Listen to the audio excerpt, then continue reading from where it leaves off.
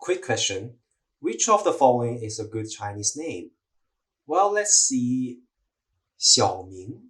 Nah, maybe not. That sounds like some boy from a math textbook. Zhang Wei?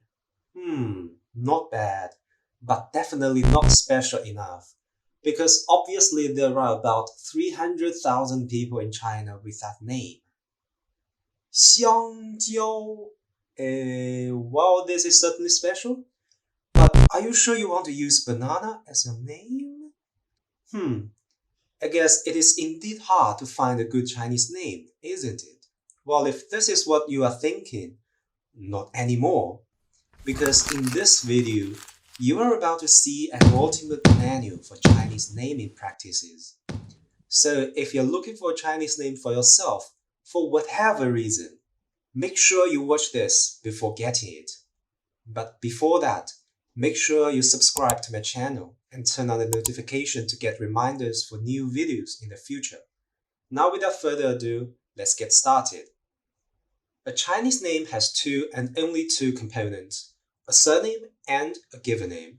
The surname is placed in front while the given name is placed after the surname, which is exactly the opposite from many Western countries. There is also no middle names, unlike many Western countries such as the UK, France, Germany, Spain, Portugal, Italy, you name it. According to the law in China, a Chinese name can contain 2 to 6 characters inclusive, which means you can't just stack all the nice characters onto your name, which maybe is not a bad idea overall. I don't know. But anyways, most commonly though, Chinese people have 2 to 3 characters for their names, with a few cases where 4-character names will be adopted. For example, a person with a 2-character compound surname and a 2-character given name will have 4 characters in his full name.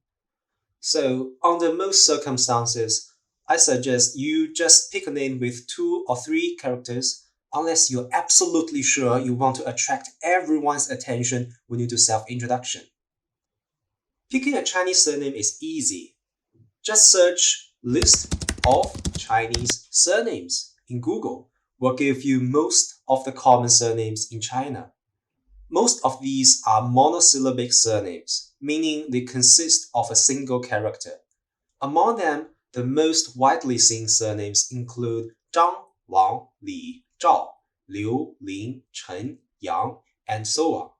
However, if you do want to sound cool, you may consider choosing a bisyllabic compound surname that contains 2 characters, such as Gongsun, Shangguan, Huangfu, Zhuge, Sima, Ouyang, and so on. It might be a good idea to choose a relatively rare surname so as to make your name special. But don't go too far to choose an extremely rare surname either, which might cause you to sound eccentric. Really, I mean it. Can you imagine someone's surname means death? To make things even fancier, you may want to choose a Chinese surname that has some resemblance to your surname in your native language. There are 2 ways to do it.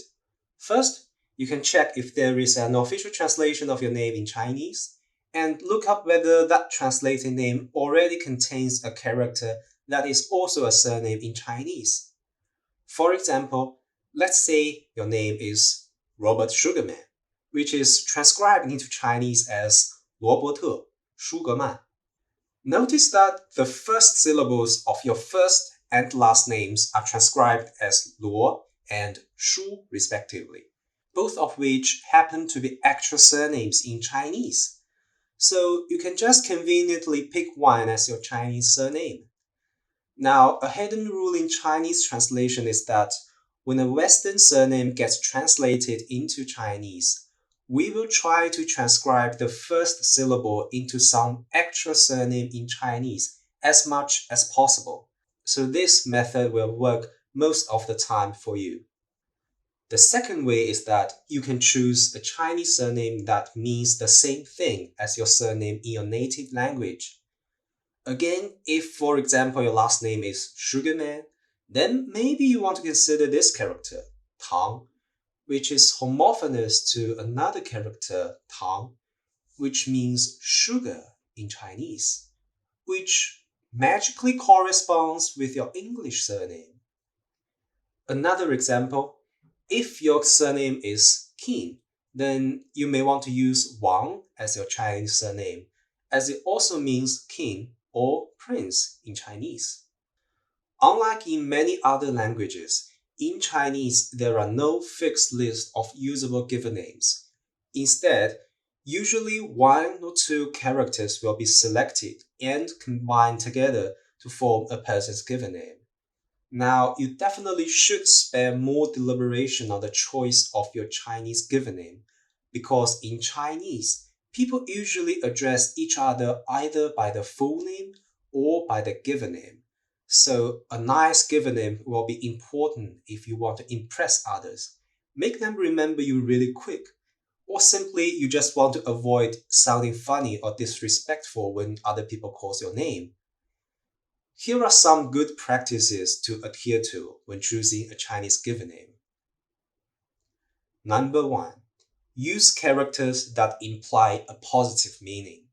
This can range from characters that are auspicious in Chinese culture to characters that are related to good qualities or virtues. For example, my grandmother's given name is Hong, which means red. And red is both a color of jubilance in Chinese tradition and a color symbolizing revolution and patriotism. Another example is a classmate of mine during middle school whose given name is Han, which means self-restraint and forgiveness, both of which are considered good virtues in Chinese culture. Now, there are inexhaustibly many characters with good implications that it is simply impossible to cover them all in a single video like this. Comment below if you wish me to review the characters you plan to use as your given name. Number 2. Choose characters that form an image when combined together. This is especially relevant if you want to have two characters for your given name, as you may be too focused in searching for good characters, but you end up using two totally unrelatable characters in your name, which is actually okay, but this can be definitely made more elegant if your two chosen characters represent similar imageries, or they can form a picture or even a story when combined together. Let me explain what I mean by this example. This guy here is an extremely renowned Chinese artist whose name is Xu Beihong. The first character in his given name, Bei, means sorrowful, while the second character, Hong, is a literary term for wild goose. These two characters together form a vague but poetic image of a wild goose on its route of migration towards the warm south during autumn, feeling sorrowful possibly due to a sense of homesickness. This poeticness is generally what defines an elegant name in Chinese. Number 3. Try to use literary characters instead of casual words that refer to common objects as your given name. For example, this complex character over here is Yong, which in fact is just a very archaic term for window, which by right is written as 窗户 like this in modern Chinese. Now, compare this to a situation where you were to choose a name between windows and fenestra as your English name. I mean, of course, the latter one sounds more elegant, even though both actually mean the same thing. Naming yourself as Windows would definitely sound silly, right? Well, except if your surname is Microsoft. Okay, maybe that was a lame joke, but you get my point. Here's a real example. This guy over here is a famous Chinese poet in the 20th century whose name is Dai Wangshu. And his given name, Wang Shu, is actually a literary term for moon in ancient China, which by right should be written as 月亮 like this in casual speech. What actually happened here is that because most of these literary terms originated from ancient stories or mythologies in China, they are naturally rendered with a sense of antiquity and vintage. Thus, as compared to their counterparts in casual speech, these seemingly obsolete words or characters would make your name sound more educated and elegant. Number 4. Don't ever name yourself after someone renowned or famous. Now, I completely understand that some people like to name themselves after a historical figure because they think it is cool to have the same name as someone revered in history. But this is actually somewhat a taboo in Chinese culture to some degrees. Now, in the West, it is common to name a person after someone famous or legendary. And the name of someone's ancestor can be reused across several generations as a form of commemoration to someone revered in that family. However, in Chinese culture, things just don't work like that.